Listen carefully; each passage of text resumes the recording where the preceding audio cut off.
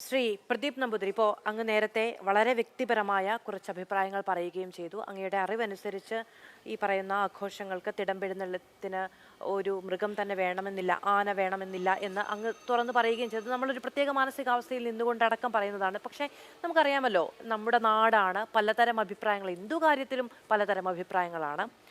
ഇപ്പോൾ ആന എഴുന്നള്ളത്ത് വേണം എന്ന നിർബന്ധ ബുദ്ധിയുള്ള ചില അമ്പലങ്ങളും പരിസരങ്ങളും ഒക്കെയുണ്ട്.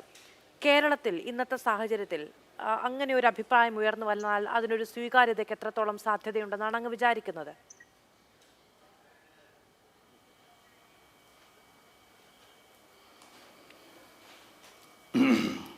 സ്വീകാര്യത എന്ന് പറഞ്ഞു കഴിഞ്ഞാൽ അതിപ്പോൾ എത്രത്തോളം ഉണ്ടാവും എന്നുള്ളത് പറയാൻ കഴിയില്ല. കാരണം എന്ത് പറഞ്ഞാലും നമുക്ക് രണ്ടഭിപ്രായമുള്ളൊരു കാലഘട്ടത്തിലാണ് നമ്മൾ ജീവിക്കുന്നത്.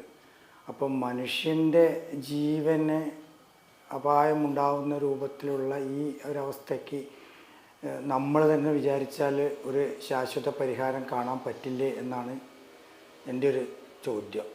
കാരണം അത്രയധികം അപായങ്ങളാണ്, ആളപായങ്ങളാണ് നമുക്കിവിടെ സംഭവിച്ചു കൊണ്ടിരിക്കുന്നത്. ഓരോ ദിവസവും നമ്മൾ കേട്ടുകൊണ്ടിരിക്കുന്നത് ഈ ആനയടഞ്ഞ ഈ ഉത്സവകാലമായി കഴിഞ്ഞാൽ ഭയം വരിക, എന്താ ഇപ്പോൾ സംഭവിക്കുക എന്നുള്ളത്. പിന്നെ ഇപ്പോൾ പറയുക ചിലപ്പോൾ ചെറുപ്പക്കാരെ പറ്റി പറയുക, ചിലപ്പോൾ കുട്ടികളൊക്കെ ആന പുറത്ത് കയറാൻ താല്പര്യമുള്ള ആളൊക്കെ ആയിരിക്കാം. പക്ഷേ എന്നിരുന്നാലും ഇതുകൊണ്ടുണ്ടാകുന്ന ഒരവസ്ഥ എന്താണെന്ന് പറഞ്ഞു കഴിഞ്ഞാൽ ജീവൻ നഷ്ടപ്പെടുന്ന ഒരവസ്ഥ ഉണ്ടാകുന്നു. ഇതിനൊരു പരിഹാരം ഇപ്പം എന്തു പറഞ്ഞാൽ, ഇപ്പം വന്യജീവിയായ ആന അത് നാട്ടിൽ ഇതിനെ കൊണ്ട് നടക്കുന്നു, ഒരു വടിയുമിൽ കൊണ്ട് നടക്കുക. അപ്പം ഇതിനെ എപ്പോഴും ചൂടും, അതുപോലെ പറയുകയാണെങ്കിൽ സാധു ജീവിയാണ് ആന എന്ന് പറയുന്നത് കേൾക്കുക. അച്ഛനൊക്കെ പറഞ്ഞു കേട്ടിട്ടുണ്ട് ആന സാധു ജീവിയാണെന്ന്. പക്ഷേ ഇതിൻ്റെ ആ ആകാര ഇതെല്ലാം കണ്ടു കഴിഞ്ഞാൽ നമുക്ക് ഭയപ്പെടുത്തുന്ന രസം, കാണാൻ ഭംഗിയുണ്ടാവും. അപ്പം എഴുന്നള്ളിപ്പ് തന്നെയാണെങ്കിലും ഈ എഴുന്നള്ളിപ്പിൽ ഏത് മൂർത്തിനെയാണോ എഴുന്നള്ളിച്ച് അതിനെയല്ല ആരും ശ്രദ്ധിക്കുക. ഈ ആനേൻ്റെ ആകാര ഭംഗി, ആനേൻ്റെ സൗന്ദര്യവും ശ്രദ്ധിക്കുന്ന ഒരു കാലഘട്ടമാണ്.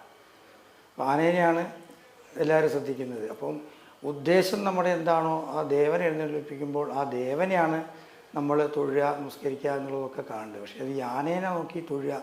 അതേപോലെ ഈ ആന അടഞ്ഞാൽ ഉള്ള അവസ്ഥ അതിഭീകരമാണ്. അനുഭവിക്കുന്നവർക്കല്ലേ അതിൻ്റെ ബുദ്ധിമുട്ടുകളൊക്കെ അറിയാൻ പറ്റുന്നുള്ളൂ. അപ്പം ഇതിനെപ്പറ്റി ശരിക്കും പറയുകയാണെങ്കിൽ ഇതിനൊരു ശാശ്വതമായ പരിഹാരം ഉണ്ടാവണം തന്നെയാണ് ഇതെല്ലാം എൻ്റെ വ്യക്തിപരമായ അഭിപ്രായമാണ് ഞാൻ പറയുന്നത്. ശരി, അങ്ങ് അത് ആവർത്തിച്ച് പറയുന്നുണ്ട്, എൻ്റെ വ്യക്തിപരമായ അഭിപ്രായമാണ്. മരണം മുന്നിൽ കണ്ട ഒരു മനുഷ്യനാണ്. അപ്പോൾ സ്വാഭാവികമായും അദ്ദേഹത്തിന് അതുകൂടി കണക്കിലെടുത്തുകൊണ്ട് തന്നെ പറയേണ്ടതുമാണ്. നമ്മൾ അങ്ങനെ വേണം അതിനെ കാണുകയും ചെയ്യേണ്ടത്.